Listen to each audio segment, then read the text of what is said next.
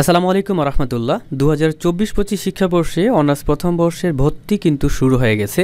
তো আজকের ভিডিওটা এ টু জেড দেখলে আপনি জানতে পারবেন আবেদন কবে শুরু কবে শেষ, ভর্তি পরীক্ষা কবে হবে, কত মার্কসের হবে, তারপর হচ্ছে এমসিকিউ হবে নাকি লিখিত হবে, কোথায় সিট পড়বে, কত টাকা লাগবে, ঠিক আছে, এবং কত পাইলে পাস, এ টু জেড বিষয়ে আলোচনা করব। তো অবশ্যই এই ভিডিওটি মনোযোগ সহকারে দেখবেন, তারপর আবেদন করতে পারবেন। সো দেখেন, সর্বপ্রথম বলতে যাচ্ছি, স্ক্রিনে যে হোয়াটসঅ্যাপ নাম্বারটি দেখতে পাচ্ছেন এটা হচ্ছে আমার নাম্বার। তো এই হোয়াটসঅ্যাপ নাম্বারে আপনারা SMS করে আমার মাধ্যমে যদি আপনার অনার্সের আবেদনটি করিয়ে নিতে চান মাত্র 100 টাকার বিনিময়ে, তাহলে যোগাযোগ করতে পারেন। আপনার আবেদন আমরা সুন্দর করে দিব। আপনি জাস্ট SSC এবং HSC পরীক্ষার রোল, রেজিস্ট্রেশন নাম্বার, পাশের সাল, আপনার ছবি, ঠিক আছে, এগুলা দিবেন এবং কোন কলেজে আবেদন করবেন, কি সাবজেক্টে আবেদন করবেন, এগুলা বললেই আমরা সুন্দর করে যত্ন সহকারে আবেদন করে দিব, ঠিক আছে। তো এখন আমরা ভিডিও শুরু করি। তো সর্বপ্রথম আমরা বলতে চাচ্ছি যে আপনাদের কিন্তু ভর্তি পরীক্ষা হবে অবশ্যই। তো ভর্তি পরীক্ষাটি হবে কত তারিখে এটাই বলে নেই আগে। 3 মে 2025 তারিখ শনিবারে আপনাদের ভর্তি পরীক্ষাটি অনুষ্ঠিত হবে এবং সময় হচ্ছে সকাল 11টা থেকে দুপুর 12টা পর্যন্ত। অর্থাৎ আপনাদের ভর্তি পরীক্ষার সময় কিন্তু মাত্র 1 ঘন্টা, ঠিক আছে। পরীক্ষা কিন্তু আপনাদের 100 মার্কসের হবে এবং কোনো নাম্বার কর্তন করা হবে না। MCQ পরীক্ষা হবে এবং এই পরীক্ষায় আপনাদের কোনো নাম্বার কর্তন করা হবে না, মানে এক কথা নেগেটিভ নাম্বার আসবে না, ঠিক আছে। তো সুন্দর করে পরীক্ষা দিতে পারবেন এবং 35 পেলেই কিন্তু আপনি পাস করবেন। ওকে, সো দেখেন আমরা এখন এ টু জেড আলোচনাটা শুরু করি। সো আপনাদের আবেদন, প্রাথমিক একটা আবেদন করতে হবে। আবেদন ফি নিবে 700 টাকা, ঠিক আছে। তো আবেদন ফি আপনাকে আবেদনের সময় পে করতে হবে না, আবেদন ফিটা কলেজে গিয়ে দিয়ে পে করতে হবে। ওকে, এবং যেই কলেজগুলো মোবাইল ব্যাংকিংয়ের মাধ্যমে নিবে সেই কলেজগুলোকে আপনি আমাদের মাধ্যমে পেমেন্টটি করাইতে পারবেন। আর আমরা শুধুমাত্র আবেদন ফি 100 টাকায় নেই। ওকে, সো দেখেন 21 জানুয়ারি 2025 তারিখ বিকেল 4টায় আবেদন কিন্তু শুরু হবে এবং 28 ফেব্রুয়ারি 2025 তারিখ পর্যন্ত কিন্তু আপনারা অনলাইনে আবেদন করতে পারবেন। ওকে, এখন আমরা আসি যে বিষয়টা হচ্ছে আপনাদের আবেদন ফি কত টাকা লাগবে। আমরা বললাম এখানে 700 টাকা। ওকে, তো এই 700 টাকা বিকাশ, নগদ, রকেট এগুলার মাধ্যমে জমা দিতে পারবেন কিংবা কলেজে গিয়ে সরাসরি জমা দিতে পারবেন। ওকে, সো যেই কলেজে নিবে বিকাশ, নগদের মাধ্যমে সেই কলেজে ওইভাবে দিতে হবে। আর যারা নিজেই টাকা নিবে, ঠিক আছে, তাদেরকে টাকা দিয়ে আসতে হবে কলেজে। ওকে, এখন আমরা একটু যোগ্যতাটা দেখি। যোগ্যতাটা দেখার আগে আমরা এই কয়েকটা লাইন একটু পড়ি, আমি মার্কিং করে আপনাদেরকে পড়াই। 2024-25 শিক্ষাবর্ষে অনার্স প্রথম বর্ষ শ্রেণীর ভর্তি কার্যক্রমে উচ্চ মাধ্যমিক পর্যায়ে বিজ্ঞান, মানবিক ও ব্যবসায় শিক্ষা শাখার শিক্ষার্থীদের জন্য আলাদাভাবে 100 নম্বরের MCQ পদ্ধতিতে ভর্তি পরীক্ষা গ্রহণ করা হবে। MCQ পদ্ধতিতে 100 নম্বরের ভর্তি পরীক্ষায় 100টি প্রশ্নের উত্তর 1 ঘন্টার মধ্যে দিতে হবে। ভর্তি পরীক্ষায় প্রাপ্ত নম্বরের সঙ্গে শিক্ষার্থীদের SSC পরীক্ষার প্রাপ্ত GPA এর 40%, HSC পরীক্ষায় প্রাপ্ত GPA এর 60% যোগ করে সর্বমোট 200 নম্বরের মধ্যে মেধা তালিকা প্রস্তুত করা হবে এবং পরবর্তীতে প্রতিটি কলেজের জন্য আলাদাভাবে মেধা তালিকা প্রণয়ন করে শিক্ষার্থীদের বিষয় বরাদ্দ দেওয়া হবে। তো দেখেন, আপনি যেই সাবজেক্ট নিয়ে আবেদন করেন না কেন, আপনাকে 100 নম্বরের MCQ পরীক্ষায় অংশগ্রহণ করতে হবেই। ওকে, অংশগ্রহণ করতে হবে, ঠিক আছে। তো এই 100 নম্বরের মধ্যে হচ্ছে 1 ঘন্টা পরীক্ষাটি দিবেন, তার সঙ্গে SSC পরীক্ষার 40%, HSC পরীক্ষার 60% যোগ করে 200 নম্বরের মধ্যেই কিন্তু আপনার ফলাফলটি দেওয়া হবে। তো যাই হোক, 35 পাইলে কিন্তু পাস, ওনারা বলেই দিছে, আমরা নিচে আসলে দেখতে পাবো। ওকে, তো এখানে আমরা দেখি কি বলেছে। অ্যাডমিট কার্ড কবে পাবে এটা দেখো।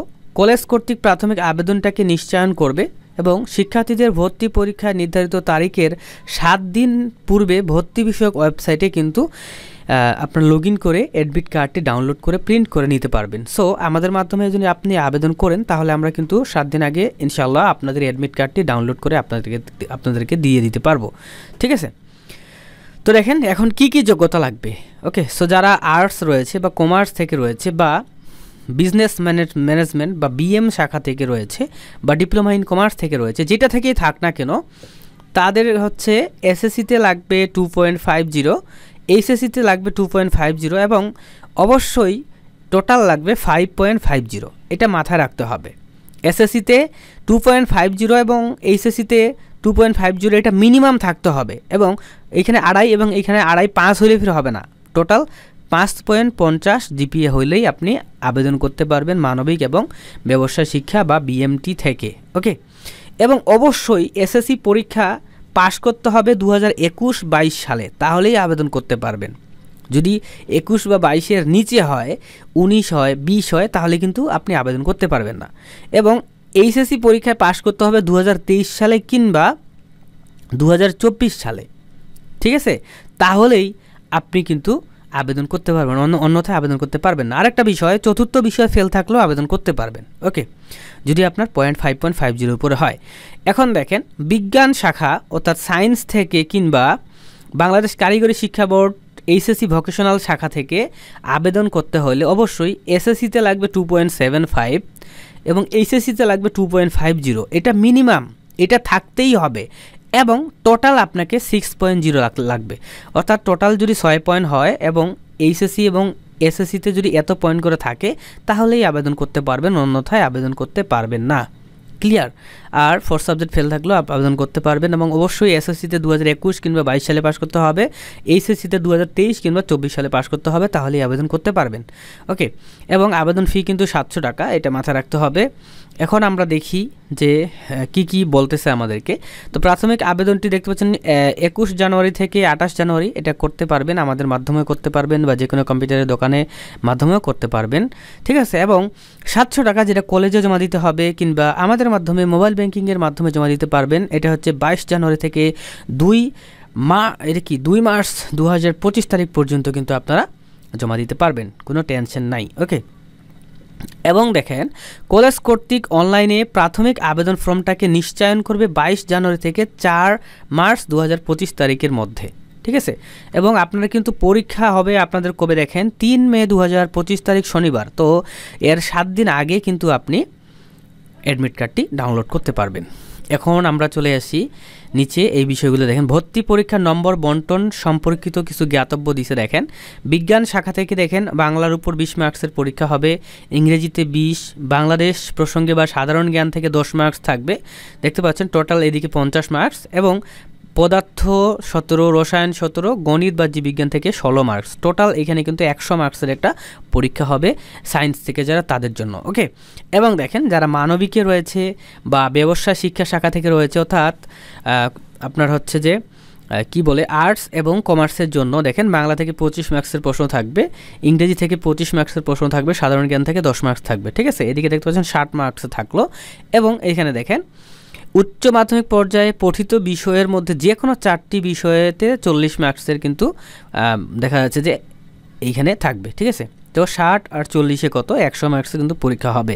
এবং যারা কমার্স থেকে তাদের হিসাব বিজ্ঞান থেকে 20 মার্কসে থাকবে, ব্যবসায় শিক্ষা ও নীতি প্রয়োগ থেকে 20 মার্কসে থাকবে, টোটাল 100 মার্কসের কিন্তু পরীক্ষা হবে। এবং দেখতে পাচ্ছেন এইখানে বলে দিচ্ছে এমসিকিউ পদ্ধতিতে ভর্তি পরীক্ষার মোট নাম্বার হবে 100 এবং ভর্তি পরীক্ষার পাস নাম্বার হবে 35। যদি 35 পান তাহলেই পাস করতে পারবেন, অন্যথায় পাস করতে পারবেন না, ঠিক আছে? এবং দেখেন এসএসসি পরীক্ষার জিপিএ থেকে 40% এখানে নিবে, এসএসসি থেকে 60% নিবে, টোটাল এখানে সর্বমোট 200 নম্বরের কিন্তু তারা রেজাল্ট কিন্তু প্রকাশ করবে, ঠিক আছে? রেজাল্ট প্রকাশ করবে, তারপরে হচ্ছে পরবর্তীতে কিন্তু রেজাল্টেই আপনারা বুঝতে পারবেন কোন কলেজে চান্স পাচ্ছেন, হ্যাঁ, কী ব্যাপার সেপার A to Z, ঠিক আছে? তো আমাদের মাধ্যমে আবেদন করে নিলে আমরা হচ্ছে A to Z বিষয়ে আপডেট আপনাকে আমি সময়ে সময়ে ইনশাল্লাহ জানাই দিব। ওকে, তো এখানে দেখতে পাচ্ছেন আবার বলে দিছে বিজ্ঞান মানবিক ও ব্যবসায় শিক্ষা শাখার জন্য 100 নম্বরের এমসিকিউ পদ্ধতিতে ভর্তি পরীক্ষার পাস নাম্বার হবে 35।